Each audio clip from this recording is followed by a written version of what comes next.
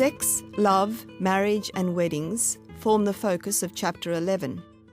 I describe different types of marriage and the tumultuous conflict that can bubble up in even the closest of unions. Marriage is simple and mysterious at the same time, love in a mist.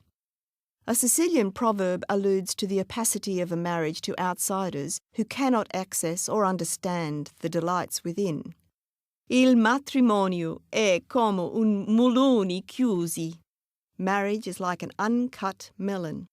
There is a Neapolitan saying which should perhaps be appended to this, melone cacchiarello, for rotten melon, suggestive of an apparently healthy exterior to the melon, both hiding and containing, but perilously, putrid decay within. The nature and depth of any marital conflict, like the depth and precise nature of the love within the union, would test the analytical skills of the most brilliant psychotherapist. There is simply no way for an outsider, and sometimes even an insider, to know what goes on within a particular melon or marriage. Giulia and Brett's marriage was both close and conflictual. Two strong-minded people used to being in charge. There were some very memorable arguments that the children could describe as though recounting epic battles. The time when Brett had crushed gritty, sticky marmalade toast into Giulia's face. The time when Giulia had thrown a glass of sake at Brett's face in a plane and he had ducked expertly. The sake landed on an English stranger across the aisle who spluttered, outraged, "Do you mind?" And the air hostesses had started to cluster warily. The time when Brett was going to drive off into the night after a quarrel, and Giulia ran to the car, wrenched open the door, sat beside him and refused to budge. The time when Giulia said, "That's it, I'm going," and drove off, only to wander disconsolately around Camden and Campbelltown, gazing listlessly at towels and car parts. As their friend Sue Hines had said about these occasions, "You storm off, but there's nowhere to go." Some other examples of conflict within the marriage. Example 1. Differences of personality, style, background, different degrees of freedom, humour and enormous help, pride and compromise. Brett, from the bath, one wintry August day in Camden, steam heavy in the small bathroom. "Are there any dry towels?" Giulia, primly, from the hallway, hands on hips. Do you by any chance mean, "Would you please get me a dry towel?" Brett, "For fuck's sake, you know what I mean. You know me by now. I assume I'm arrogant, I'm rude. I haven't read the Catholic Book of Husbands. Get used to it." Giulia stops short, sighs an exaggerated, puffed-cheek sigh, and, trying to keep from laughing at the Catholic Book of Husbands, gets a clean, dry towel from the hall cupboard and takes it into the bathroom. Example 2, far more serious. Vast, inchoate differences in feelings about sex and self. Narcissism meets self-pity, a rare apology. The end of May 2001, the end of autumn in Camden. They had made love for 48 hours, day and night, after 20 years together. But that morning, sunny, clear and cold, she sensed there was something wrong. He said he had felt done unto in the night. And there she was, thinking she was like the ocean to him, engulfing him, loving him, wanting him, ebbing and flowing, no beginning, no end. And then not at all sleepy, but alert and awake. But he was grumpy, and she could not understand why. He went out into the garden and started to use poison on a clump of bamboo the neighbour hated. Although they had agreed this had to be done, she had not expected it right then. She thought they were going to buy autumn trees at the nursery so they could judge the colour the leaves would go.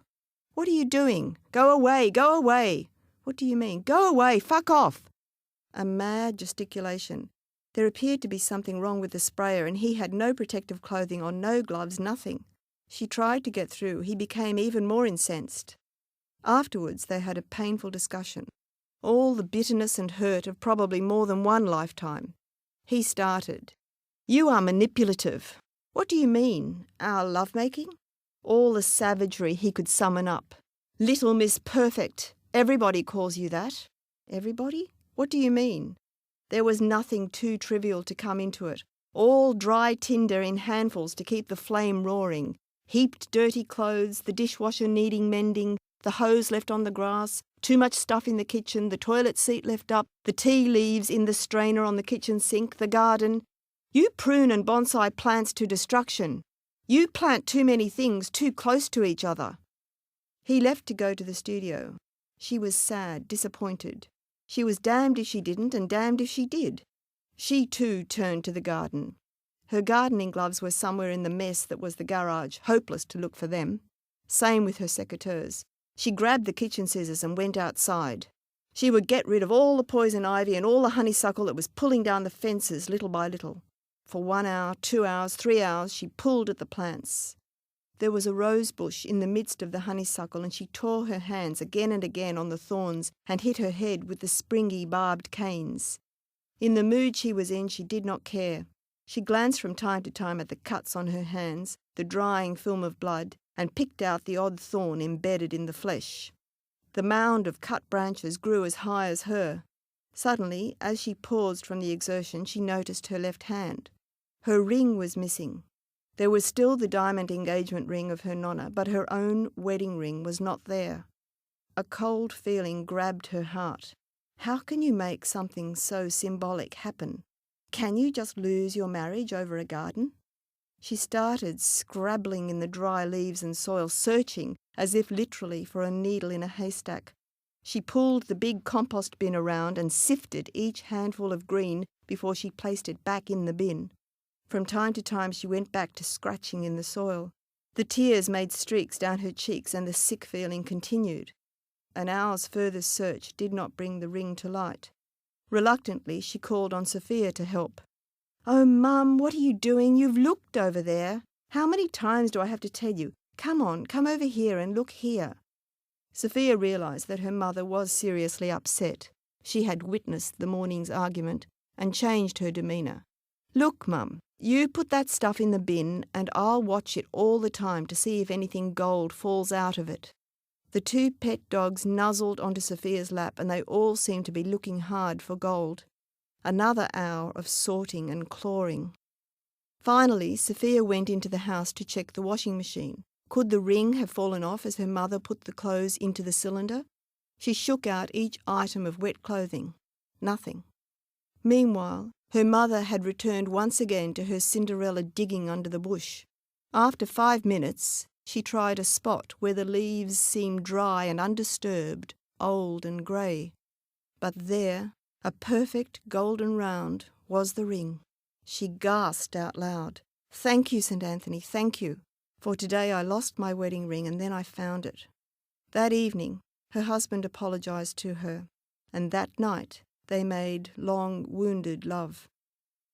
Example 3. A word from Orlando, 16. Giulia was standing in the depression spot in the kitchen, crying after a quarrel with Brett. Orlando entered, dressed to go out with his girlfriend. He was positively shining with youth and health. "Mum, cheer up. Look at me. You made me." Giulia threw her tears. "I know. I'm proud." "Your son is turning into a man." Giulia grimly. "My man is turning into a son." Orlando soothingly and with a smile. "Don't worry about him. He's just a penis. That's what a husband is, a thing attached to a penis."